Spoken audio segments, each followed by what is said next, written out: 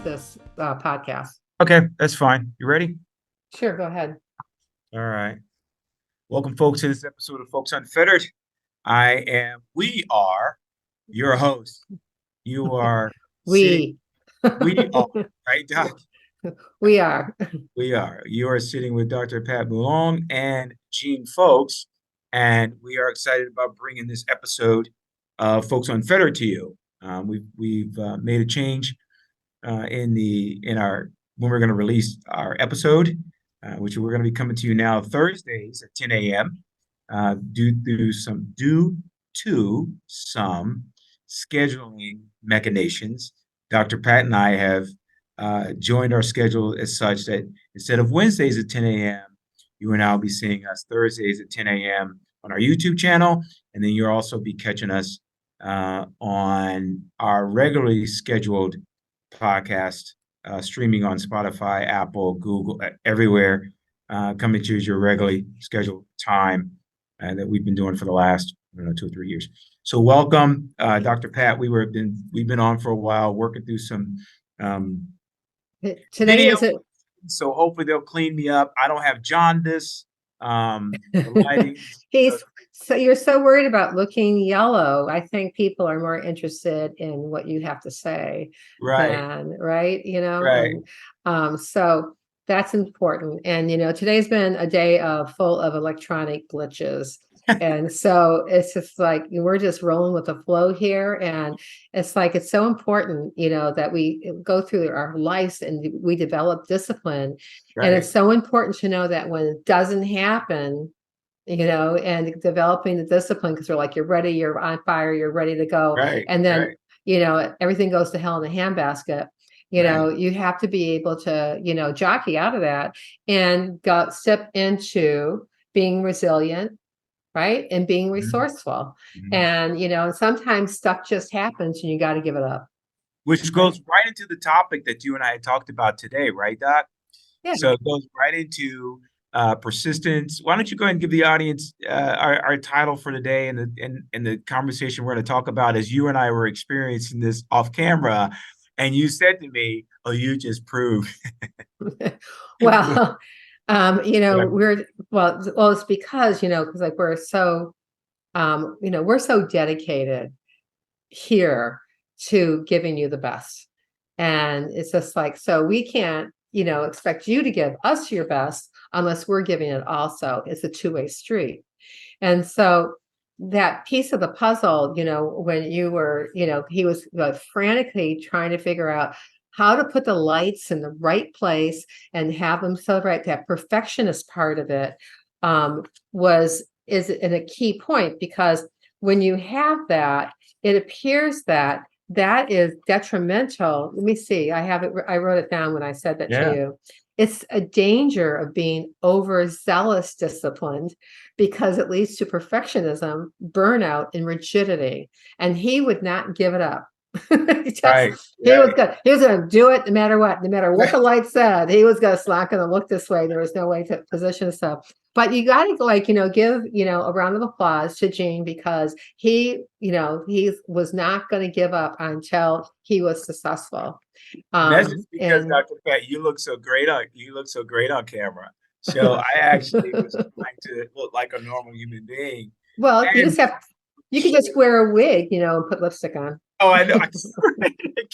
I can try to do that. Plus, it's so exciting for me because as you and I are sharing, mic duties, I also want to make everything so, perfect because I feel like it's such a coup for me and the program that now this is, our program. And so we want everything to hit just right. So bear with us, Well, folks, because we are going through I didn't realize that sharing these sort of duties came with so much responsibility. And I feel like, hey, look, Dr. Pat, as long as you look great, I'm not worried about the rest of it. I think 50%, that's 50% of us. that's right. So, That's right. and it's, you remember like that song, I go, who sang the song? You're only human after all. Oh, was that I'm only human? Oh, was that You're a only Human human League? after all. It's Yeah, like, was like in the 80s, something like that. I'm not Yeah, sure exactly who did. I'm sure somebody, one of our listeners will be able to tell us faster than we'll be right, able to look right. it up. But the point is that, we have to like, we have to have express gratitude and bandwidth, because things are not always, we're the way that we exactly want them. So we should move forward because Yeah, let's go, Dr.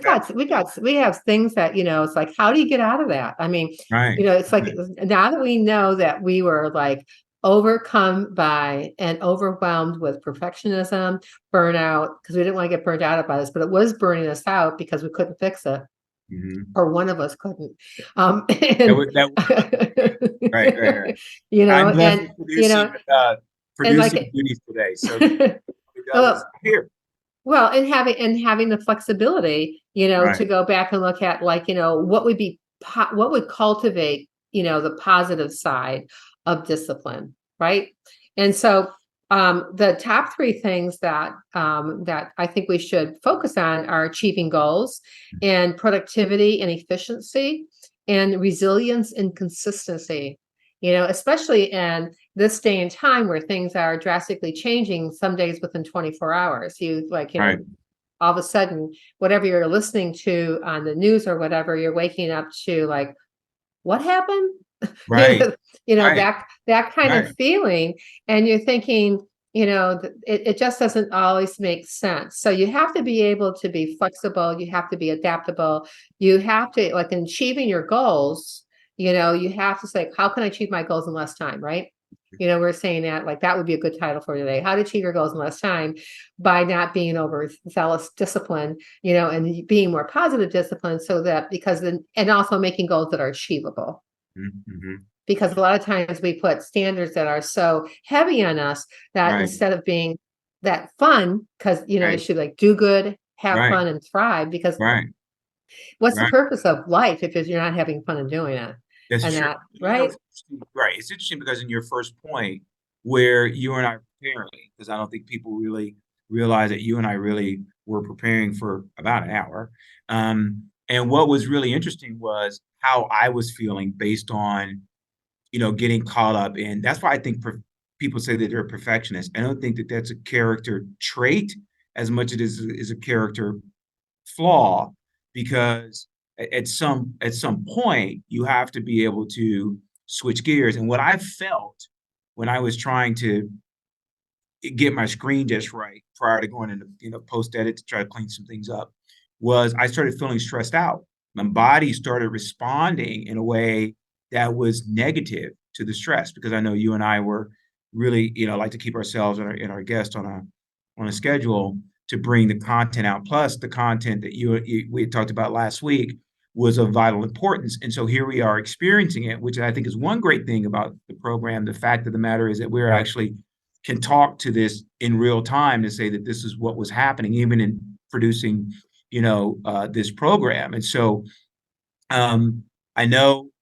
So what I'm interested in is in how these external factors that we don't account for, kind of to your point, how they actually will affect our ability to function throughout the day. Like this really could have thrown us off course a little bit, which it did for just for more time than we had allocated. So I think that's interesting. So you want to sort of walk through and talk through that process, just making your point on where you're going with that in real world terms, on how we were affected by it.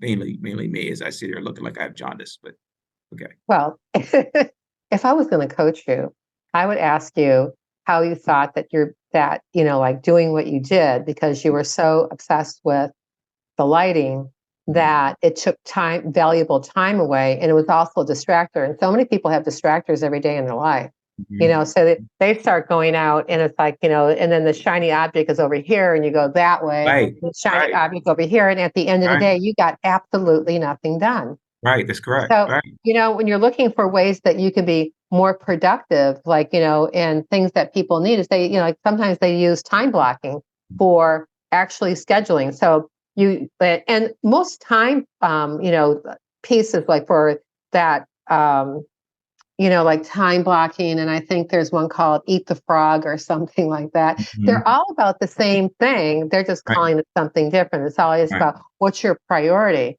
So if you have a hit list and something doesn't happen on your hit list, you got to let it go, Yeah. Yeah. you know? And it's either you reschedule it, which Right. today was not an option, Yeah. or, Today. or you just do it and you look like you have, like you're yellow, like, it's just like, Yeah. because of the yellow light that's shining above you, but when you're back in that position, you look normal. I- So don't get too close to the camera. right.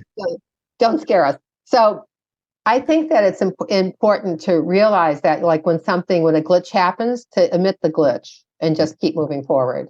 And then you have to ask yourself, is there anything I can do about it right now? Right. And it's the same thing when I tell people when they can't sleep. Is there any reason why I can't sleep right now? Yeah. Okay. Can you fix it right now? Can you go out and do something about it right now? If the answer is no, just write down whatever your thoughts are, put it on next to your bed or dictate it in your telephone, and give yourself permission to move forward, or give yourself permission to go to sleep. And Right. sometimes you just need a martini. Right. Yeah. Right. Right. Sometimes You'll you have. just need to just have a martini. I'll have Um, afternoon. I think that that's Hemingway's drink. I think that I think I was telling you, I was like, you know what, I should probably pick up drinking because I was getting stressed out. But I think that it's interesting because in our quest to what I was thinking, as you were saying, coaching through it, what I was thinking was, here we have, the esteemed Dr. Pat, sharing those duties. And it's interesting when it's just you and you sort of want to, but then when you think about your audience and you realize what's important from a visual standpoint, you want to produce the best product available to them, whether that's audio, whether it's video. I got so caught up, I think like most of us do, in trying to look perfect or without flaws or fault, right? To produce a product. And what I'm learning, which I hope most of us learn, and hopefully you'll address this too, is that um, the very things that we try to cover up or the very things that we try to not show the audience could be the very thing that helps us to relate to them and then gives them the hope and the belief that they can do it too, right? Which is that pretty accurate well, to subject Well, matter? a lot of times people they're so worried about letting somebody else down Mhm. that who they let down all the time is themselves, because they give themselves such high standards that they can't live up to, or, you Guilty. know, guilty as charged. And, and being like, saving grace with yourself. I mean, it's just like if you're, um, because we all have a tendency to want to do that whole path by ourselves, and so instead of delegating some stuff out and doing the things that you need to do and be a good delegator, then you have a tendency to want to dot every I and cross every T, and sometimes you miss a couple Mhm. because you can't do everything. You can't be good at everything. You got to like choose. Mhm. Okay, something just went on with my um, computer. Okay. Can you still see me? I can still see you. Yep, you're here. Okay. Wow, that was strange. All of a sudden, it asked me to sign into Google. Oh, Uh, wow. Well, that's interesting. it was like, wow, what happened? I'm going, this is a day. It must be like, a portal day. Do you know what portal days are? No, I don't. Tell me. I was coaching this guy in Germany, and he was a CEO of his company. And, one time he showed up and he had a sweatshirt on just like you. He usually, being German, precise, right? His haircut, shirt, perfectly ironed, and starched. And he All right. gets on the call with me, and I said to him, "Wow," I said, "Are you?" Because he was working at home. That was his thing. I said, "So tell me, how you feeling today?" And he said, "Today, Dr. Pat, it's a portal day." And I said, "A portal day? What the heck's a portal day?" And so he told me there were days in the zodiac, and that things sometimes, you don't feel your best, and there's like the energy of the earth is kind of working against you in a Right. way. And that you should take, it isn't like you shouldn't go out and do it that day, but you might want to be more circumspect, to be more, focused on the inside of you as opposed to the outside of you, and so he gave me a link to look up portal days, and I started following them. Oh, wow. Because I was curious. We had this really long conversation about it that day, and we focused on portal days and what you should do so you could get prepared for a portal day. We decided that you had to wear sweats and a baseball cap, you Right. know, and just like pretend like. And the other day, I said it had to be a portal day because I said to somebody, I said I need a snowstorm. I Oh, need a I I need think, a snowstorm so that I could just. I think I right. said to you too that I Yeah. just need to like Yeah. hunker in and Yeah. do nothing, like watch girl movies or something, Right. Yeah. and or do something that had like I didn't have a deadline to meet, which brings me to like how do you not get burnt out, right? Right. Because that's like in the portal days are days that really stress you out, where you're like trying to get everything right, like we did earlier, and it just wasn't working. Mm-hmm. Mm-hmm. So you have like, so I'm like, after we get off today, we're going to have to see if it's a portal day or not. Right. Yeah, we're gonna figure that out. We have to figure that out because and I'm thinking, here's this guy who's the CEO of this company, Mhm. very successful company, and who's in his sweats, never seen him in his sweats before, Wow. because it's just like he's always like so pristine, Yeah. talking to me about portal days. And Wow. that and when he started paying attention to him, he found out that he was more productive because then he didn't push against, resistance. Right. Yeah. He went with the flow as opposed to pushing against resistance. Well, and that's a good point, right? Because even in our topic today and what we're talking about, and can you repeat that our topic for the audience? Because I know that you've done a lot of preparation for this subject matter today. Well, we're talking about discipline and how to elevate your discipline so you don't burn yourself out. You stop being a perfectionist, ha ha ha, and working it with rigidity, right? I'm sorry.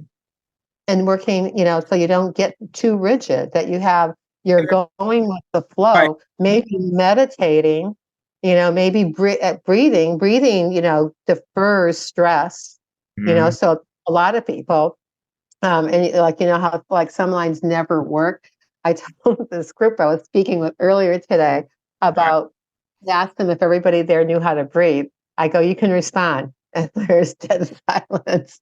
And and the reason I ask that is because a lot of people are shallow breathers, and a lot of people who are shallow breathers are not very healthy because they diaphragm and that your lungs don't fully extend, and go in inhalation, exhalation kind of thing. Because when you breathe in correctly, then what you do and what happens is that you like squelcher any type of stress, or you're able to handle it a lot better. So I call them, I have a self-centering and centering exercise that I teach clients, and I teach people how to do that, put them in the position so that when he was like the CEO, Right. he did those exercises that day, Mhm. but he also took it to another level with, doing casual and not like, just taking really light stuff and not having any serious conversations, especially selling his products. So he didn't So, think that was a good thing.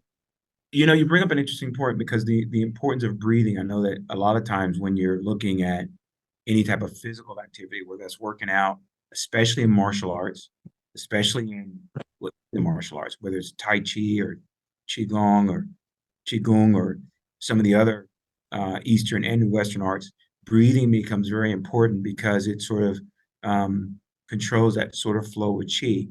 But I think because you're right, I can tell whenever I'm stressed out, I begin to shallow breathe. And in fact, when you said that, I realized that I was shallow breathing. Mhm. What are the what in your experience, how has that impacted people's ability to be productive in the workforce? Like, It's not.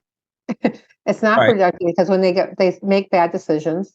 right? And they're not centered, they're not in balance with themselves at the moment, let alone in balance with everybody else around them. I mean, people can always tell. I mean, you can look at people and you can see if they're worried. I mean, it's just like there's a lot of people who they say are like ducks going across water. They got all this stuff going on, but the ducks that are going across water know how to breathe. Mhm. And so when we don't know how to breathe, you come across as being a little more edgy, Mhm. Mhm. and people are saying like, are you getting sick?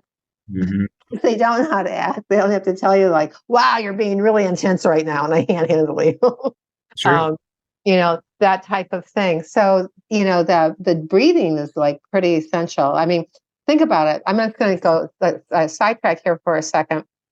When you want to breathe better, and you're looking at where you want to be more creative and you have more flow, you want to be in an alpha state.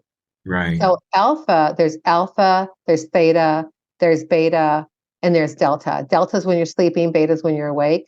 And theta, they say when you're dreaming or just start to fall asleep into that dream. I mean, Thomas Edison used to supposedly hold a ball in his hand.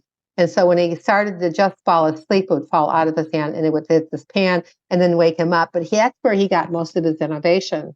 But Mhm. alpha is where you have true relaxation. Because Right. alpha, you can go through physical relaxation, then mental relaxation, and then you can have total relaxation, which is your highest nth degree of being in alignment, and it's a much more healthier state of mind. So it makes more sense to be able to cultivate the alpha even in an awake state. Usually you can't do alpha when your eyes are open, but there's techniques to be able to learn how to do that so that when you have those things like we had earlier, you would just be the duck who actually is breathing, and being able to sort, those pieces of the puzzle out. Right. And you know what's so funny, Doc, is you mentioned it. It's so interesting because you and I did not have this discussion. When I I know. no, no, because but what I'm about to say is that one of the things that I did was I think a couple days ago, because I know you and I were saying we had a pretty tough week last week. And so I downloaded a Brainwaves app. I remember, back when they had CDs that I would have these CDs and I would listen, I would use alpha, beta, theta, gamma, gamma Mhm. waves to get me into a certain state. And it's funny when I was coming over here, I was listening to, and I'm going to grab my phone for a second so I can tell you what waves I had on. But it was one where it was going through visualization because I was trying to visualize my. Mhm. I don't know which waves there are, but there was an app that's called actually Brainwaves, and it's called visualization. They were alpha waves, which was interesting because I found that it was difficult. I put them in my earphones and I let the waves sort of play.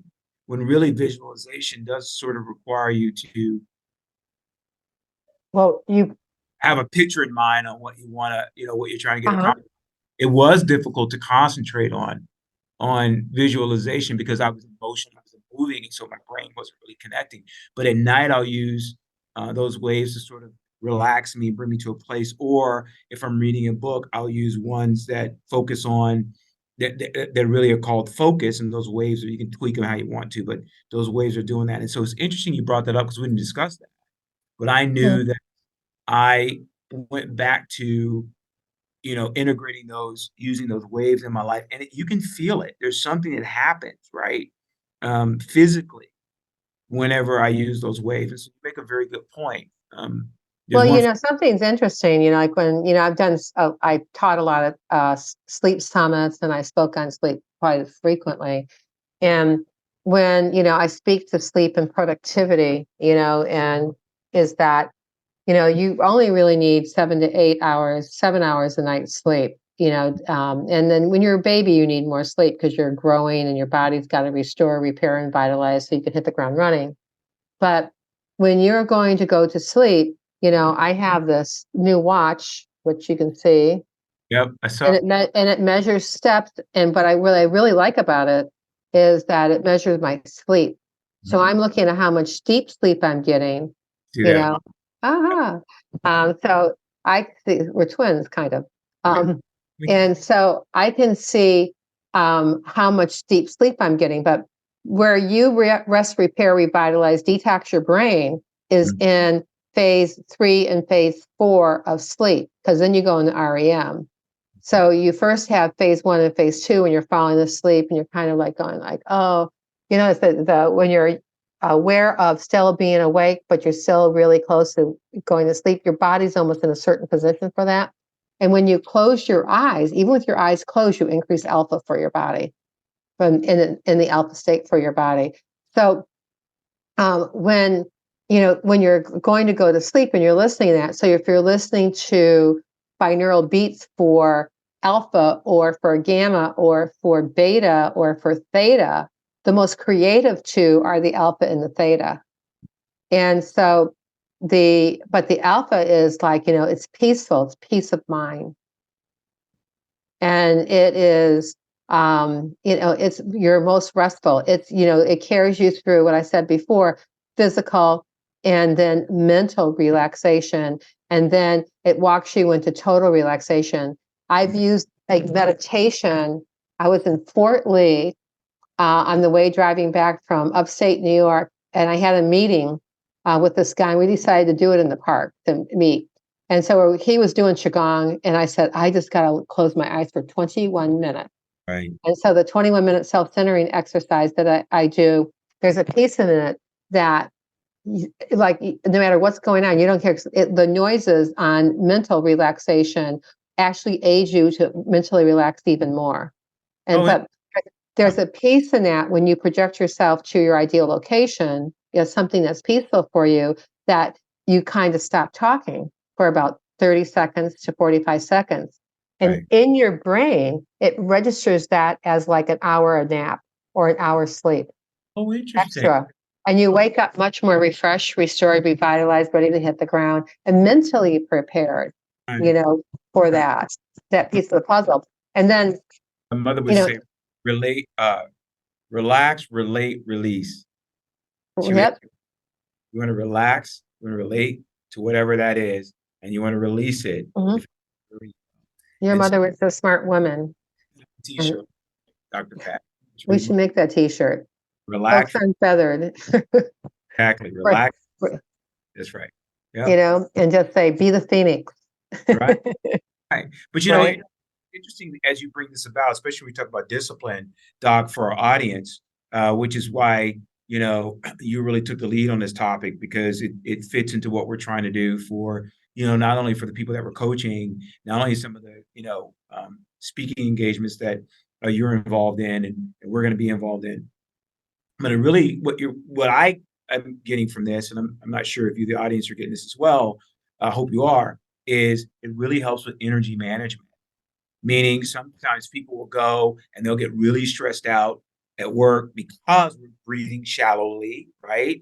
And because we're not really focused on the task at hand, and we get so much stress that by the end of the day, we're exhausted. And so you always wonder how high performers will actually work in a certain way, but it's because when you're coaching them, Doc, and you can expound on this for the audience, you're giving them these sort of resources, these tools, these techniques based on your research and your study on how they can manage their energy effectively and move it internally and externally to get what they need to be accomplished and know when to not push, like you said earlier, when to. Well, one of the biggest things, starts with what my father would say is what goes. Like he would always take, and if you're watching this, my father would just like put his hand on the table and put his hand on his mouth. And like before, I was like 13 years old when he first did that. And I said, "What does that mean?" And he said, "You have control of what you put in your mouth. So if you make better and good choices, because what you eat and your health is directly related in studies to productivity and creativity and leadership ability. So you can't think well, move well, and feel well if you're not eating well. And Mhm. so it affects your cognitive skills significantly. So if you're having a day that you're going in and you're expending more energy and like it's unbalanced, then you're going to be depleted by noon. Forget about 5 o'clock. And the thing is, by the time that, when you're depleted, the first thing you do is you go get crappy food Right, that's true. and very sugary, easy food, something that's like simple because you think you got to eat something because that's nurturing yourself. So Right, you think. right, But the thing is that, by the time in the cycle of that and what people get on when they get on that hamster wheel is that at 5 o'clock at night, they're even more depleted than they were then. They're going like, oh my God, no wonder they hate their jobs, mhm, And then when they get home, they have kids to deal with. right, Y And then they get their kids to bed, and, like, there's no me time at right, all, where you can go take a bubble bath, whether you're male or female, or take a shower, or just sit and lay flat. I'll tell you, one of my big pro tips is that I give people is that when they get done working and they get home, come hell or high water, make the boundary, because boundary is a huge word that you need to have and you need to incorporate if you're going to be in corporate America, if you're going to be an executive, if you're going to be a leader or an influencer, you have to have boundaries. But I'll tell you this pro tip, and that is when you get home from work, you lay down for 30 minutes. You don't talk to anybody. You lay down and you close your eyes. You lay flat. And you can listen to that kind of music that you listen to, for focus or for brainwaves, whatever it is. Or you can, just lay flat and do nothing. Right, because that's correct. What's funny, Doc, is one of the things that I had to learn was, and I wasn't good at it when I was younger, was recharging my batteries, right? Because you can give out your energy to everyone else, and whether it's kids or whether it's significant other, whether it's friends or whatever, and you just get drained. It may take a while, you get drained. And I'm finding that when I take your pro tip, right? Pro tip, folks, you're getting from folks, folks Unfettered, Dr. Pat belong, is when I take a minute to recharge my batteries, when I take a minute, whether that's for me early in the morning or sometimes during the day, and either have quiet time, meditate, focus, or break out a qigong practice, regardless of what's going on around me, I am more centered and I have clarity, right? And so it Mm-hmm. really fuels my resilient nature to be able to go, okay, I just need a breath. Now I took a breath. My breathing changes. My response to the problem changes, whatever that is. And I find that when I take that moment to step away from it, then I'm able to solve it quicker. And then I'm Oh, more sure. satisfied, right, in being able to do that. And so it's almost as if we need to be careful with that word discipline, because it's if it's too rigid, it's going to break, right? And so Mm-hmm. within we have to give ourselves permission to, like you say, to be flexible, and that everything doesn't Well, happen. you got to ask yourself good questions. You have to ask yourself, like, is this working? And Mhm. if it isn't working, what's the fix? And Right, if you can't fix it, who knows how to fix it? And if you don't know anybody who knows how to fix it, it's not probably the right thing for you. right, And so and there's things that, when you like look at developing better discipline habits, because habits can be made into rituals, mhm, and, so when you're doing that, you want to be able to like what makes you shift? I mean, all of a sudden it's just like, there's so many times, like, how many times does it take you to self-sabotage yourself or hit your head against the wall, before you get that, right, what's going on isn't working very well.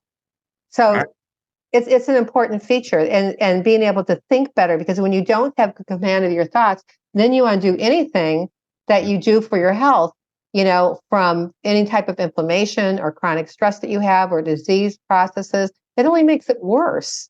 And it also, when the conscious brain is talking to the mammalian brain, because the mammalian brain collects everything that's ever happened to you. So, right, and it, like, if certain circumstances or the same kind of feelings are generated, your body will express itself in the same way. So, and being able to have, and then the lizard brain, like the instigator that I call the lizard brain instigator, that says, like, you don't need to do that. You can still keep on driving down this road, even though the road ended, but keep on going. Just watch the cliff. right, And you right. go, what cliff? And pretty soon you're going down. But the lizard brain is for survival. Mhm. It's the saber-toothed tiger, the guy who pulls out in front of you. That sixth sense that you have if you live in New York City, that somebody's following you, they Right. probably are, Probably are. you Right. know, and and so to pay attention to it. But the mammalian brain is really great because it is the brain, it is the keystone for people who are in business. It's the maverick of and the key marketing tool. When you take somebody that has pain and they identify that pain, they take them from pain to pleasure. Right. Right. You know, and that's the aspect of it. But the conscious brain is almost like it's psychic because it sets up the expectation for it. Mhm. It's different. And so that's where they, when you're doing and creating discipline and creating those habits that you want to make into rituals, they're doing things that are workable, that are not overextending you, and they're small climbs up the steps. Because the first step is mindset, in health, and then the next step is like discipline. So on that step of discipline, you start creating, cultivating habits that actually propel you forward, and are not hindering you back. But it's having, and I say some of those you have to work with people on, because we don't always see, our ghosts. Right. And It's a blind right. spot, right? Like we have, like it's like a car. You have blind spots in the car, and I believe that that's where what you and I do becomes so valuable to our audience as you're out there talking to people and I'm talking to people, and they have a concept of what discipline is, and then we'll institute some of the try to help them form some healthier habits. But there's also that breakdown period. I always relate it to when you're working out. That if you're couch potato and you want to get up and you want to go work out, which folks, I'll tell you that everyone should have some type of physical activity that gets their heart racing and helps them slightly break a sweat. It's the Helps second pillar of health, absolutely. Yeah, exercise. right, exactly. I believe that when we have those conversations, there's a breakdown period before the new habit kicks in. And that's where people fall apart. I don't know if you find the same thing I do, but is that when they say, well, I used to do it this way. And so they go back to their old habits because it's kind of like a tread in the highway. You ever notice when you have those big trucks and Hmm. you have that tread in the highway? And I don't know if you've ever ridden on the highway late at night, and you're trying to not get into that, they call it rut for a reason. And yet there's some part in the road, depending how long that stretch is, your tires just kind of, you hit it and there you go, you're right there. So you have to steer your way out of it because you're sort of blazing a new trail. It's the same way with what you're talking about. It's like, well, I've been doing it this way for 30, 40, 50 years. It's like, well, there's a better way of doing it. Sometimes people they abandon their ability to perform to resonate at a higher uh, level, if you will. I'll say resonate Hmm. at when because they're so comfortable at the level that they Yeah, are. but Go ahead. people are creatures of habit. And the thing is like, in one Airbnb that I was in, there was a guy that was staying there also. And so I was there for a week. I think he was there for a couple of weeks. And because he was there for a couple of weeks, he felt like he owned the place. Right, And right, so this is like in picking up after myself, because I'm disciplined. And right, so I pick up after myself, he just, like, I said something to him. I go, do you think, because both of us are in this, I've never stayed in an Airbnb like that before. Um, and usually, you do a room, right? But you're like, if you're doing a room, you're mindful, but the people who actually owned it weren't there. right, So, I did something. I moved his cheese, like not the cheese, but I moved his cheese, and he was like, where is this? I put it there because I want it there. And right, I said, well, there are two of us sharing this place, right, you right, know, right, and, but his, like, but because he's so used to I mean, I go, I'm thinking, whose mother ever put a thing of aluminum foil up next to your dinner plates? And right. I've never seen that in my life. And I decided, you're only here, Pat, for 5 days, give it up. Yeah, You don't have to do that. But there's people who get stuck in their ruts. I mean, whether or not they date the same kind of person all the time, like how many times do you got to keep on doing stuff like that, that that those relationships don't work? right, There's people who have, so when I was at Rose Wharf in Boston, which was like a 5-star, 4.5, 5-star hotel in Boston. I was in the jacuzzi. I was a member of that health club there. It was the best deal in town in Boston for health clubs. And I was talking to this guy about something, and I was reading the newspaper, and I said something. He was there, and I've seen him before, yak yak back and forth like this. And I said, "Who does this anyway?" That's where I came up with the first line of it. Who does this anyway? So he goes, "Who does what?" I go, "Here's the Ann Landers thing." So I read this, and he said, those are people who don't know what a red flag looks like. uh, Because if it's a red flag, it's a red flag. And Gotcha. I just stopped in my tracks and just looked at him, Right. and I just went, lesson learned. Because I'm Right. sure we all have them. We're all going like, yeah, but I want this to work this way, right? Yes. But we have to like take a look at what we have control over and what we want to control, Right. you Which is, know, I right? mean, really think about, when we really think about our sphere of influence. Um, I recently read The Alchemist, and it had been in my Kindle list for a long time, and I hadn't really realized that. And it's very interesting that we have a lot of ancient text that tells us that we don't have control over anything, and still we believe that we can control everything, and we become frustrated when we don't have when the universe or God shows us you're in control of nothing. And so we don't really know how to adjust to that, which leads to for me, your point on discipline, which is a lot of times, you know, in my consulting firm, we talk about change integration a lot.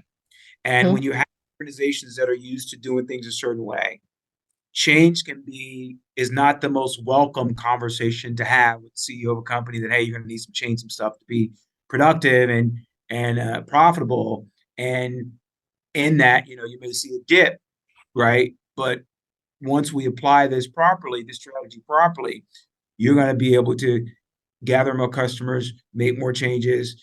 And Verizon's going through that right now because they lost a lot of subscribers. They realized they had to make some changes. And so when you look at change integration to a disciplined person or organization, one of the things that we don't account for in discipline is the fact that change is a constant. And so we have to be agile in how we have to be, I call it mental agility, but we have to be flexible and agile enough to know how to incorporate that without having it implode, our disciplined nature, right? That you have to know how to ad hoc that in a way to where and adjust the way we do things and give ourselves that sort of grace period to learn it because it's going to make our lives easier. I mean, how many times, Doc, have you integrated a new habit or a new methodology in doing something? And at first you were so frustrated, and then you go, "Oh my gosh, like it just makes my life so much easier, right?" And now I'm able to be so productive. But I had to go through that sort of valley period in order to get to that place, right? Well, sometimes why would you like that's like self-punishment though, still have to go through the valley period in order to get to to the the goal. Because you could, and using mindset appropriately, because if you don't have mindset straight, then everything's a struggle. And so if your mindset's straight, when something comes along, instead of saying, no, no, I'm not going to do that. I'm not moving the aluminum foil to where everyone else puts it in the world. Right. It's just like, I'm going to keep it there because that's where I want it. And so, Right. right, Right. The way I'm applying that though is I'm applying it this way. I said valley, but I'm applying it this way. Is that when you go to the gym, if you go work out and you weren't a person that worked out, or you try a new sport, or there's a learning curve and period, you're going to sure. pain. So because the body has to break down before it becomes stronger. So And the idea is that are you going to quit or are you going to or are you going to continue to work out knowing that you're and going to become stronger? And I was going to get to that because what I was going to say is that when somebody moves the cheese, they move it to the place that's more functional, you Right. know, then it's easier to accomplish because when you do that, you're saying like, why are we driving all the way up over here to go over there when there's this road that goes like this, Uh-huh. you know? And, it's just like when people perpetually want to stay on an expressway that's not moving when there's roads that you can take and that like cut through. Like everybody in LA knows that a 405 is a nightmare, Right. but there's ways that when every time I've been to LA, I just got off the highway and I got to where I needed to go when I got there still in the time that I needed to get there. It's your perspective. And it's also that mindset, that can do attitude. It's just like, we need to change. This company needs to change because what they're doing, they're having a high separation point from their employees and they're not able to retain them, and giving them TVs and computers and everything else like that isn't working. Right. So, It's like, well, what would work then to be more productive?